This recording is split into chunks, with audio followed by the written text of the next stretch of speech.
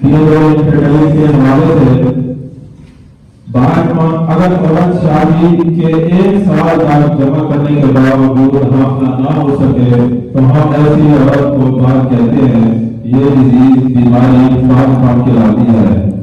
अगर औरत में कोई पैदाइशी नुक्स जिसकी वजह से औरत हामला ना हो सके तो इलाज मुमकिन नहीं है। औरत हर तरह से तंदुरुस्त होती है लेकिन उसका काम बांझ का शिकार होता है जिसकी वजह से हमल नहीं ठहरता। अगर मानव में बच्चा पैदा करने की हालत है मोटापा, ओबेसिटी, मोटी औरतें ज्यादातर हैज की बंदिश की शिकार होती हैं, उसकी मैं साथ साथ इनकी मेडिसिन भी आप दोस्तों से शेयर करूंगा जिनका बहुत ज्यादा रिजल्ट है।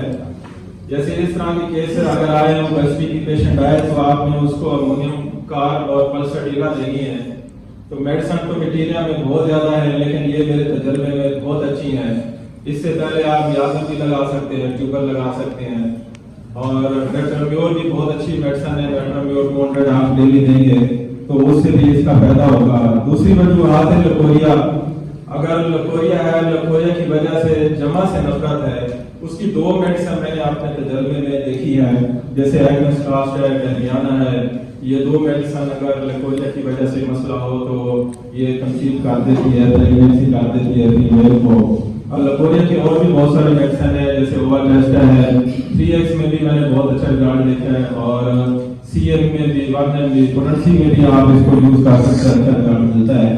अगर उसके सिम्टम जैसे खराशदार लकोरिया है, प्रोपेरिया रूट उसमें अच्छा काम करती है, ऐसे पेशेंट को कैल्शियम डेफिशिएंसी होती है तो आप के लिए फास्ट के साथ आप इस्तेमाल करेंगे तो अच्छा रिजल्ट मिलेगा।